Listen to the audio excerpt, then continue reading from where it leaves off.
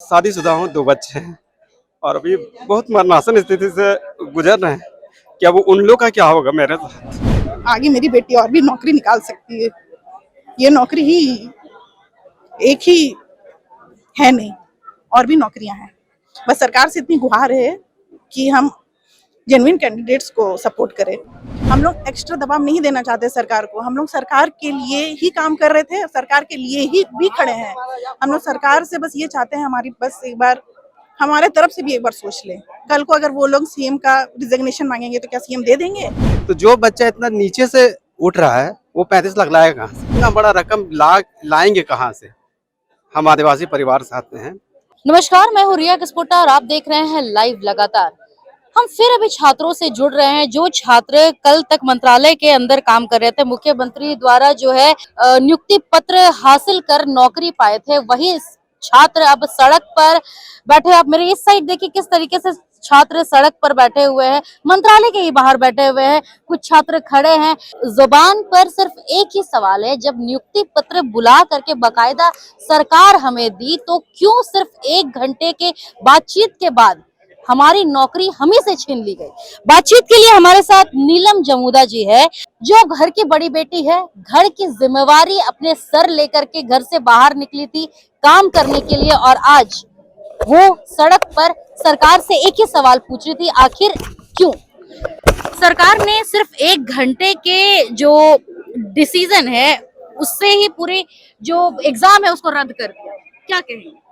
वही तो हम लोग भी एक क्वेश्चन अराइज हो गया हम लोगों की तरफ से भी कि क्यों, जब आपको रद्द करना ही था तो जब नियुक्ति प्रक्रिया थी तभी आप रद्द कर देते। हाई कोर्ट गया, सुप्रीम कोर्ट गया, तब उन लोगों के फैसले से भी हम लोग को रद्द कर देना चाहिए था। यहाँ 8 महीना 7 महीना बैठा के आप लोग दिखाना क्या चाहते थे कि हमारी सरकार अच्छी है, हम लोग नियुक्ति देते हैं उसके बाद हम लोग को निकाल दिया जाए, लथाड़ दिया जाए। हम लोग हदस गए मैडम। घर की आप बड़ी बेटी हैं, घर पर क्या माहौल है, घर पर क्या कह रहे हैं? क्योंकि आपके सर पे एक जिम्मेवारी था कि आप सरकारी नौकरी कर रही हैं। घर का जो माहौल है वो खुशियों का माहौल था, लेकिन अचानक से वो माहौल अब बदल गया। घर पर क्या कहना है? घर पर तो सब मेरे लिए टेंशन ले रहे हैं कि हम कुछ गलत कदम ना उठा ले, लेकिन माता पिता को पूर्ण विश्वास है कि आगे मेरी बेटी और भी नौकरी निकाल सकती है। ये नौकरी ही एक ही है नहीं, और भी नौकरियां हैं। बस सरकार से इतनी गुहार है कि हम जेन्युइन कैंडिडेट्स को सपोर्ट करें, और किसी भी तरह की आप दबाव में क्राउड में आके बोल दिया गया कि नियुक्ति खारिज हो रही है, और हमारा भी एक बार बात सुन ले। हम लोग का भी गुहार है, हमारा भी फैमिली है हम लोग, लेकिन यहाँ बस सिर्फ कैंडिडेट्स ही अपीयर हो रहे हैं। हम लोग एक्स्ट्रा दबाव नहीं देना चाहते सरकार को। हम लोग सरकार के लिए ही काम कर रहे थे, सरकार के लिए ही भी खड़े हैं। हम लोग सरकार से बस ये चाहते हैं, हमारी बस एक बार हमारे तरफ से भी एक बार सोच लें। कल को अगर वो लोग सीएम का रिजिग्नेशन मांगेंगे तो क्या सीएम दे देंगे? बताइए आप। नियुक्ति कब मिली थी आपको? दिसंबर में। और किस विभाग में आपका चयन हुआ था? ग्रामीण कार्य। कहाँ पे हुआ? ये एफएफपी बिल्डिंग रांची दुर्वा। देखिए, एक और कैंडिडेट हमारे साथ है जो पढ़कर पास कर यहाँ तक पहुंची थी, आज ये भी सड़क पर है। आपका परिचय बता दीजिएगा। मेरा नाम सुमित्रा सोरेन है और मैं प्रखंड कल्याण पदाधिकारी पद पे सरायकेला में कार्यरत हूँ। सरकार से क्या मांगे हैं आपकी? सरकार क्योंकि एक दिन बुला के आप लोग को नियुक्ति पत्र देती है, 1 घंटे के मीटिंग में आप लोग का जो पूरी परीक्षा है वो रद्द कर देते हैं। अब आप लोग की क्या मांगे? हम लोग की मांग यही है सर, देखिए नियुक्ति पत्र आप ही ने दिया था, उससे पहले कोर्ट में केस चला था। हम इतना मांग कर रहे हैं कि जो भी जेन्युइन कैंडिडेट हैं आप उसको सेग्रीगेट करके आप जो भी अनियमितता हुई है उसके खिलाफ आप कोई भी कार्रवाई कर सकते हैं। तो जो जेन्युइन कैंडिडेट है उनके साथ अन्याय ना करें, क्योंकि अगर ऐसा कुछ हुआ है, आपने पहले कहा कि परीक्षा बहुत सफाई से हुई है, ये आप ही का बयान था, और अब कह रहे हैं कि परीक्षाएं में बहुत सारी अनियमितता पाई गई है, ये भी आप ही का बयान है। तो हम ये चाहते हैं कि अगर अनियमितता हुई है तो ये आपका और आपके सिस्टम का फेलियर है। तो आप अभी इसकी सजा हमें क्यों दे रहे हैं? हम ज्वाइनिंग करके 6-7 महीना आपके ही अधीन कार्यरत है, आपके लिए ही काम कर रहे हैं, तो अभी आप 1 ही घंटा डिस्कशन करके आप ये कहते हो कि सीजीएल एग्जाम रद्द कर दिया जाएगा। घर पे सरकारी नौकरी आपकी थी और इससे पहले भी कोई इस घर में अभी कमाने वाली मैं ही हूँ। उससे पहले हाँ मेरी दीदी का हुआ है सचिव, आपका पंचायत सचिव में जो है उनका हुआ है, उनकी शादी हो चुकी है, बट जो भी घर की जिम्मेदारी है वो अब मेरे ऊपर ही है। चूंकि मेरे पापा एक ड्राइवर थे, उनकी कैंसर से पहले ही मृत्यु हो चुकी है। अभी घर में ऐसे कोई नहीं है कि घर की जो भी दशा है, स्थिति है, उसको समझने वाले मैं ही हूँ। देखिए, ये है छात्रों की कहानी। ये कहानी हम ऐसे ही आपको नहीं बता रहे हैं। ये छात्र अपनी मेहनत से 18, 16, 20 घंटे दे करके, सालों साल मेहनत करके यहाँ तक पहुंचे थे, एग्जाम पास कर यहाँ तक पहुंचे थे, और एक दिन का डिसीजन से ये आप सड़क पर बैठे हैं। देखिए, यहाँ पर भी जो छात्र है, ये छात्र सड़क पर बैठे हैं। ये भी जो है कल तक मंत्रालय के अंदर काम कर रहे थे, अब सड़क पर बैठे हैं। सरकार से आप क्या बोलना चाहिएगा कि 1 घंटे के डिसीजन की वजह से आप लोग अब सड़क पर बैठे हैं? सरकार से यही बोलना चाहेंगे कि जिनको जांच ही कराना है तो इंडिविजुअल जांच करा ले, पर हमारी नौकरी हमें वापस कर दे, क्योंकि हम अकेले नहीं, हमारे साथ फैमिली है। 2000 लोग नहीं है, 2000 फैमिली है। कितने लोग हैं जो सेटल हो चुके हैं, कितने लोगों की ईएमआई चल रही है, हम खुद जॉब छोड़ के आए हैं, कितने लोग यहाँ पे जो जॉब छोड़। परिचय क्या है आपका? मेरा नाम सनी कुमार हुआ। मैं पहले BW डंडई था गढ़वा में, अभी मेरा घर ऐसे अंडरगंज चतरा है, चतरा डिस्ट्रिक्ट। इससे पहले आप कहाँ कार्यरत थे? इससे हम रेल में सीनियर क्लर्क थे, यहीं चक्रधरपुर में।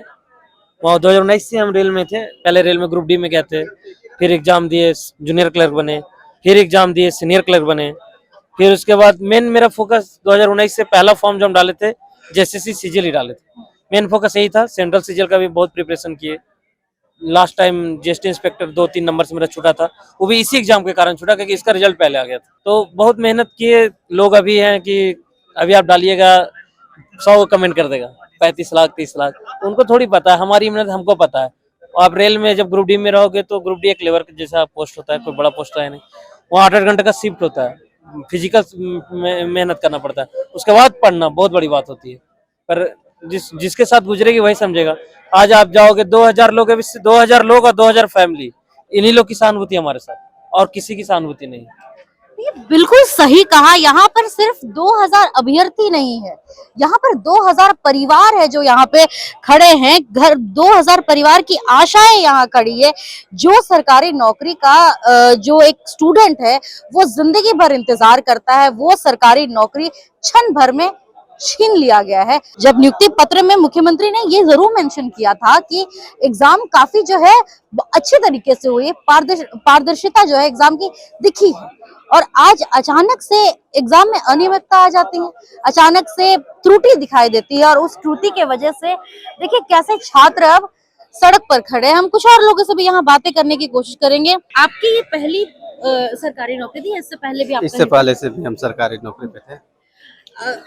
अपने परिचय पहले बता दीजिए। मेरा नाम दिव्याशा कच्छप है, रांची का ही रहने वाला हूँ। इससे पहले आप कहाँ काम करते थे? इससे पहले रेलवे में है हम पोस्ट। उसके बाद फिर यहाँ पे आए। यहाँ पे कहाँ पोस्टिंग? यहाँ टूरिज्म डिपार्टमेंट में, टूरिज्म विभाग में। जेपीएससी में बहुत सारी अनियमितता देखने को मिली। उसके बाद जो छात्र है उनका मांग था कि जेएसएससी और सीजीएल में भी अनियमितता दिखी है। आपको क्या लगता है कि अनियमितता थी जेएसएससी में? हम आमने सामने के लोग जो भी देखते हैं, हम लोग जिस परिवेश से आए हैं तो उसमें हमको नहीं दिखता कहीं अनियमितता से वो लोग, मेरे दोस्त लोग, वो लोग आए हैं। और सबसे पहले तो मैं अपने बारे में जानता हूं कि मैं किसी अनियमितता से नहीं आया हूं, अपने बल पे आया हूं। और इससे पहले मैंने 2015 से 2000 लास्ट जनवरी 26 तक जब रेलवे में था, तो 10 साल का मेरा उसमें भी सफ़र रहा। और स्टार्टिंग हम बहुत नीचे लेवल से किए थे। उससे पहले 2 नौकरी थे मेरा। ग्रुप डी से स्टार्ट किया था, MTS से स्टार्ट किया जो SSC लेते हैं। तो जो बच्चा इतना नीचे से उठ रहा है वो 35 लाख लाएगा कहाँ से? तो ये सोचने वाली बात है और सबको समझने वाली भी बात है कि हम लोग इतना बड़ा रकम लाएंगे कहाँ से। हम आदिवासी परिवार से आते हैं। वर्तमान में मेरा बैकग्राउंड, कोई गार्जियन नौकरी पे नहीं, अकेला मैं ही हूँ और शादीशुदा हूँ, 2 बच्चे हैं और अभी बहुत मरणासन स्थिति से गुजर रहे हैं। कि अब उन लोग का क्या होगा मेरे साथ। तो यही सब है, सरकार को सोचना चाहिए, समझना चाहिए, तब डिसीजन देना चाहिए। तो मुझे तो नहीं लगता कहीं हम लोग अनियमितता से आए हैं। देखिए, ये आंसू जो है ये झूठ नहीं बोल रही, क्योंकि यहाँ जो छात्र है वो अपनी मेहनत से यहाँ तक पहुंचे हैं। और देखिए किस तरीके से यहाँ जो मंत्रालय के बाहर है लगातार जो है छात्र बढ़ रहे हैं, लगातार छात्र यहाँ पर अपनी अपनी बातों को रख रहे हैं। और सरकार को बातें सुननी चाहिए, सरकार को देखना चाहिए कि यहाँ जो छात्र है वो पढ़कर सामने आए। हम ऐसे ही अब खबरों को दिखाते रहेंगे और भी अपडेट आपको देते रहेंगे। बने रहिए लाइव लगातार के साथ। मैं हूं रिया किस्पोटा अपने सहयोगी जयंती के साथ। धन्यवाद। लाइव लगातार के वीडियो को लाइक करें, सब्सक्राइब करें और बेल आइकन को दबाना न भूलें।